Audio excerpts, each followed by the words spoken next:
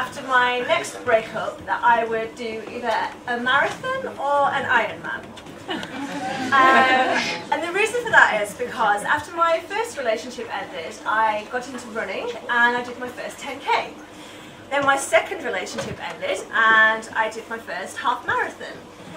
And then my quasi-boyfriend / fuck buddy decided that he wanted a real relationship with another woman.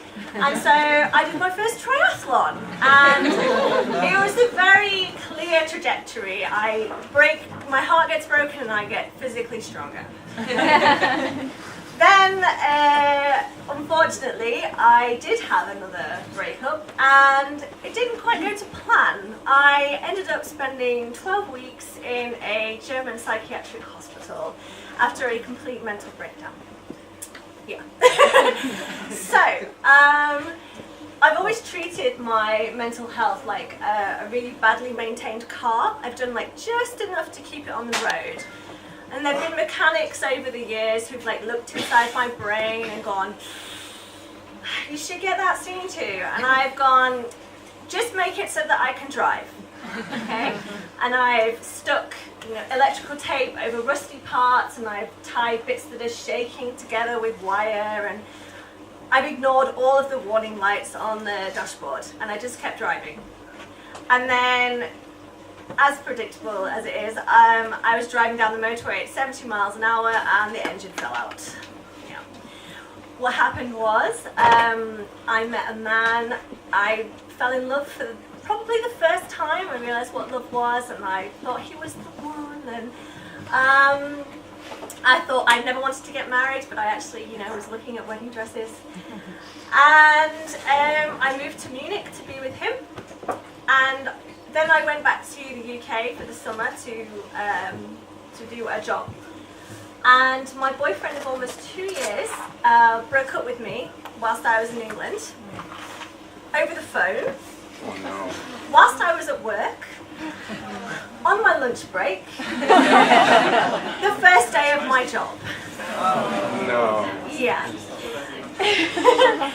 So I had this fixed contract for 6 weeks and it came with accommodation.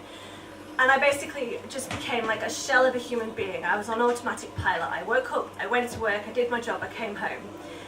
I couldn't stand silence, so I had hours and hours of Netflix just on continuous, but nothing with any love, romance or kissing. So my knowledge of Tudor history really improved. And British castles as well. And I slept maybe 4 hours a night and I ate as little as possible and I just wasted away, but I kept going. And all the time in my head was this tick-tock, like countdown to the end of this contract going, no job, no home, no job, no home. And people kept saying to me, oh, what are you going to do when summer is over? And I was like, I don't know. I've got no boyfriend, no job, no home. People kept saying to me, don't rush to make any decisions, take your time. And I was like, no, I've had my life completely taken away from me. It wasn't my choice, and now I'm going to build a new life that I'm going to choose, and I'm going to do it as fast as possible, and fuck you. So I said, right, I'm coming back to Munich because of the cultural opportunities, the mountains, the social life, the hot men, the hot rich men. And I spent so much time learning German that I was not prepared to let that go to waste. So I came back. And I set off in my camper van. And I was living in my camper van on the streets of Munich, parking in car parks and going to the toilet when I could, and showering at the climbing wall. Unsurprisingly, this story didn't end very well. I wasn't coping. I was lying to my new employees about where I was. I told them I was sleeping on a friend's sofa when really I was sleeping in Olympia Park car park. And one day I just couldn't take it anymore. I couldn't get out of bed in my van and I just lay there, even though I was so thirsty that I couldn't swallow. I couldn't get up to make myself a cup of tea, and I realised that I needed help.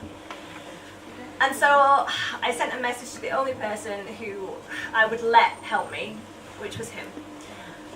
And later that evening, I turned up at his door, and my name was still on the doorbell, all my stuff was still inside, and we talked, and then I proceeded to put him through, and myself through, 3 days of hell, basically. If I could take back anything from this experience, it would be those 3 days, because what I really wanted to do was take a knife and cut myself, but I didn't want to leave any scars on my body, so instead I did it with emotional pain, and I just said all these things that didn't need to be said to him and for me, and it was horrible. And it came to a head one Friday morning. He went out to work in his lederhosen because he was going to Oktoberfest with his colleagues, and I was like, well, fuck you. I am going to Oktoberfest and I'm going to get fucked. In every sense of the word.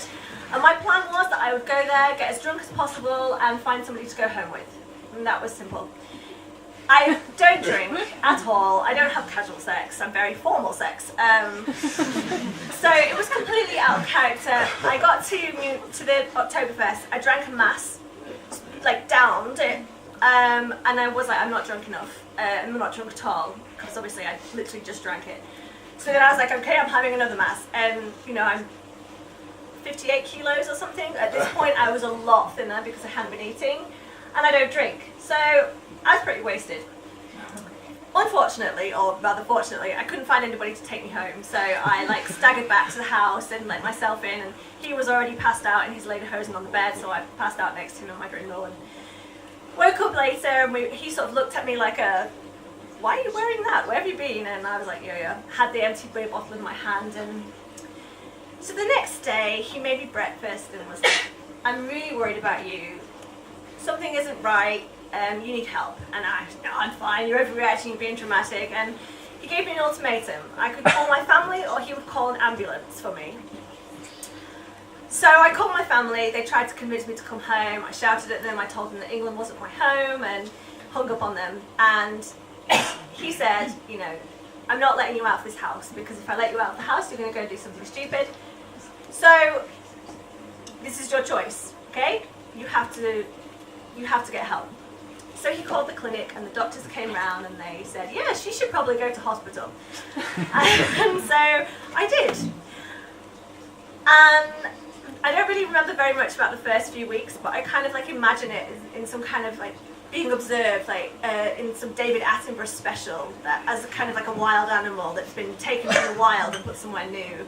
And like David Attenborough would narrate like, oh yes, look how the Vicky, normally so confident and such a brisk walker, but now she's walking in a really weird way because of all the tranquilizers, and like standing by the door looking out, wishing she were in the wild, and that kind of thing. And I knew that I wasn't very well because I was starting to have suicidal thoughts, which I've never had before in my life. And they weren't like suicidal thoughts, they were like suicidal films that would play in my head. I would lie awake in bed at night and there was a crane. Sorry. Okay?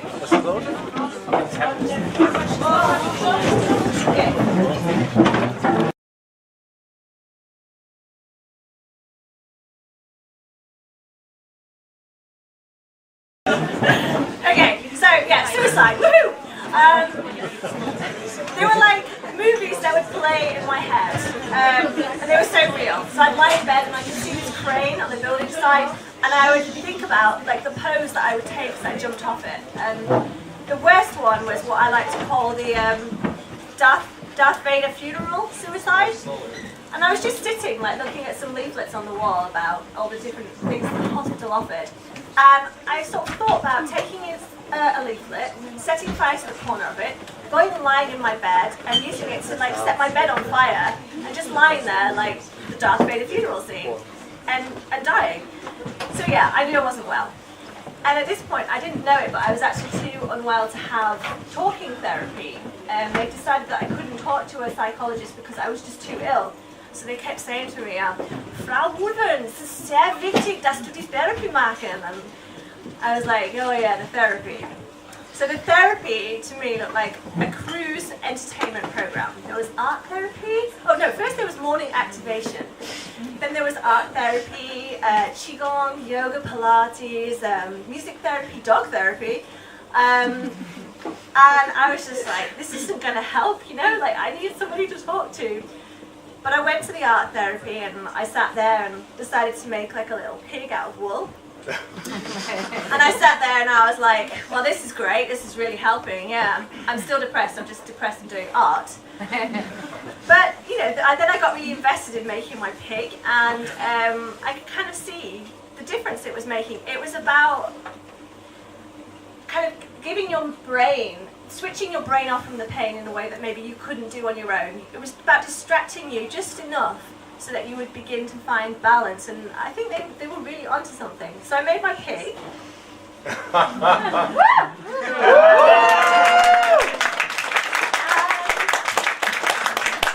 I called him Cured, like the bacon and the ham, but also like as a bit of an ironic, yeah, I'm cured.